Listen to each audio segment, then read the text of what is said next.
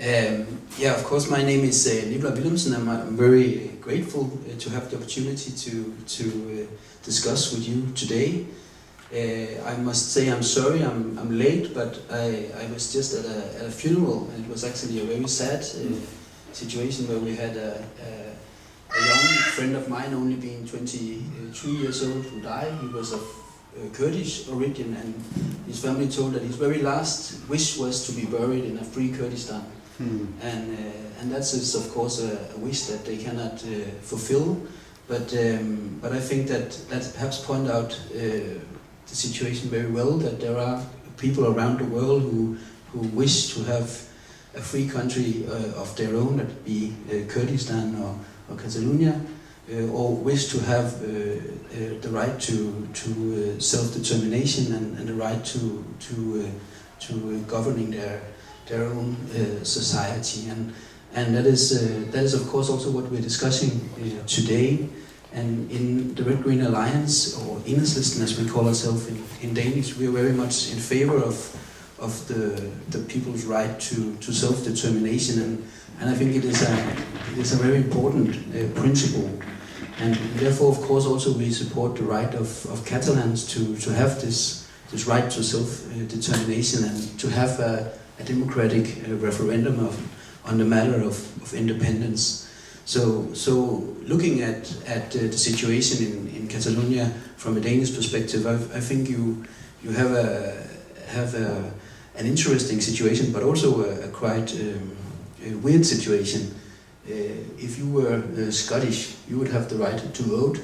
There would perhaps not be a majority, as was the case, but you would have the right to vote, the right to discuss, and the right to come out with a decision. You don't have that. You have the referendum, but it's not recognized by the Spanish state, and I think that is a big problem.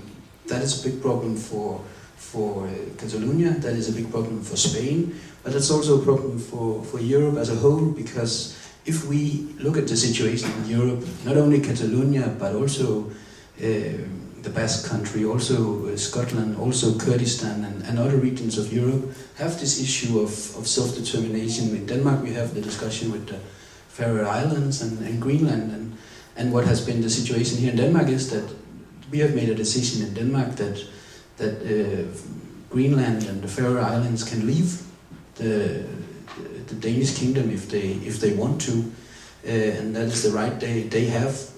They are discussing, of course, among themselves. They have to think about economy, if it's doable, and lots of stuff. But it's up to them. It's their decision, and I think this right for self-determination should be given to the Catalans and the Basques and the Kurdish people as well. And that is of course because I believe in the democratic and right to self-determination, but also because I think, and I think that's an important point of view, looking at the situation in Europe, there can be many conflicts, especially that has not been the situation with the Catalans, but it has been the case with the Basque country. There's been a long and bloody civil war, and we have the same situation with Ireland. And there is, if you want to solve things in a peaceful manner, it's good to ask the people in a democratic way. I don't, if you're living here in Denmark, you're perhaps looking at this television series called 1846. No, 1864. Yeah, good morning. And that is actually an interesting historic case, because there was a war for a long time between Denmark and Germany, and then at a time in 1920, when Germany was weak after the First World War, and there was a democratic election where there was a democratic decision where to draw the border. That is not easy. As an example, Flensborg had a majority to join Denmark, but was for several reasons, due to election things, put into Germany. And if you talk to old people, they can talk a long time about this. But anyhow, we succeeded in not having wars for a long time, and that is a positive step. So I think this right to self-determination, right to having a democratic referendum that is recognized, is a right and an important issue for Catalans, but it's also an important issue for Danes, and therefore I've been looking forward to having this discussion.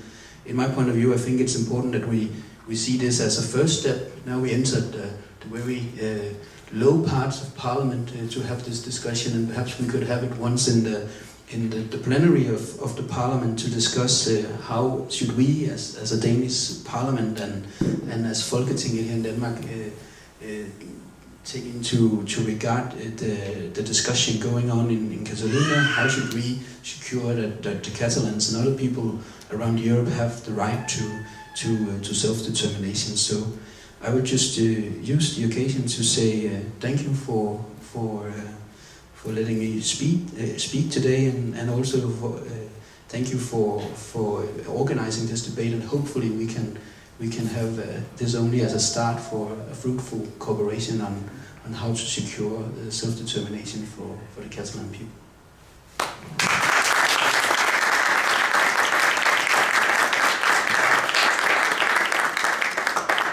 If there's any one or two questions, we can take them now, and then we can continue when we have the debate. I think it was very interesting what you talked about, taking the discussion further, because of course when you have a discussion in another country, how far should you go as being a neighbor country or part of a union, the European Union in this case, how far should you go in discussing those things? And I think that from the 80% of people in Catalonia, or figures you have, Albert, of people who says we want this vote, maybe we will have a majority, maybe not. But having the right to vote, even the economists who are against a split, as they say themselves, of Catalonia withdrawing from the rest of Spain, say let Catalonia vote just a few weeks ago, and this question is needed. We need to have a discussion also in Denmark. So I don't know how you say debate in the plenary, but could you say something more about the thoughts of taking this discussion further on, because we think that could be very interesting. I think that's something we should perhaps discuss today. Now we have Shooter here and we have me here, and I know we've been discussing it in our parliamentary group in ENHEDSLISTEN and the Red Green Alliance, and we think it would be an important thing to put it down to debate in plenary where we could discuss and hopefully agree on that there should be the right for self-determination for the Catalan people. So I think that is an important thing, and I cannot stop by. I came to think of a situation I had, because I think it would be good to have the right to vote and a recognized vote for the Catalan people, but also for the state of Spain. I was once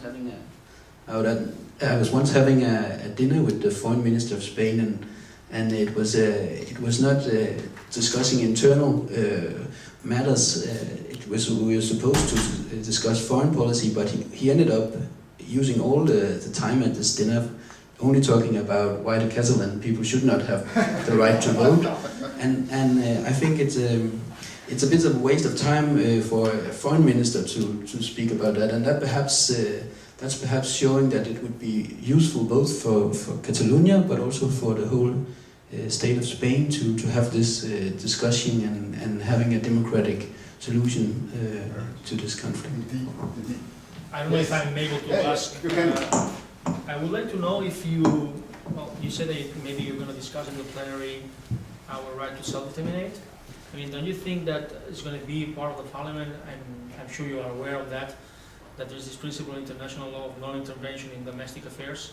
So maybe someone will state that in order to keep this principle of non-intervention, even that it is true that under international public law, self-determination after the Kosovo decision is up higher to the right of keeping the unity of the states. But I mean, do you expect any sort of resistance or any sort of even Spanish, if you make publicity of this plenary Spanish intervention, trying to avoid this discussion? I think it's important that we think, both you here today, but also us, how this discussion could be made in the best way. I think there are, if you look at international issues, and Spain always takes a very special point of view in many debates in the world, because they have these issues of Catalonia, the Basque country, and so on, and don't want to split any country. I think perhaps the situation is different here in Denmark, because we have this situation where we decided that the Faroe Islands, the Greenland, people can leave Denmark if they want to and have independence. So and perhaps the situation is also different in a country like Denmark that perhaps was closer to being absorbed by Germany than to having independence. So that is perhaps something that is in the memory of people. But of course, you're right that we should, and I think that would be a thing to work on, especially if we want this to be not just self-promotion for me or from Sjurdur or other parliamentarians, but actually to be something that is fruitful for you. The best thing you could have is that you have something where there is a majority in parliament that thinks something. So you're not voted down in the Danish parliament, but you're supported by the Danish parliament. So I think this is a work in progress, but I think we should.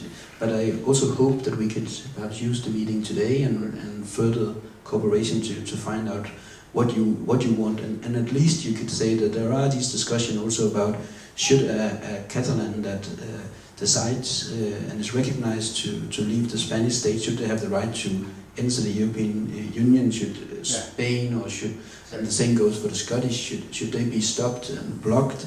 I think that is something that is fair enough for Denmark to have a point of view on this. Exactly. It wouldn't be weird if we had the point of view that if Catalonia or Scotland live up to the criteria as all other who seek membership of the European Union, and if the people in these countries want in a referendum, they should have that right. Then you can discuss what you want and what you want to do, but at least I think that is something that is, of course, a matter that we should deal with in Denmark. So I think there are several ways to approach it, and of course we should work on this together. Great, thank you very much. I'll just give the microphone to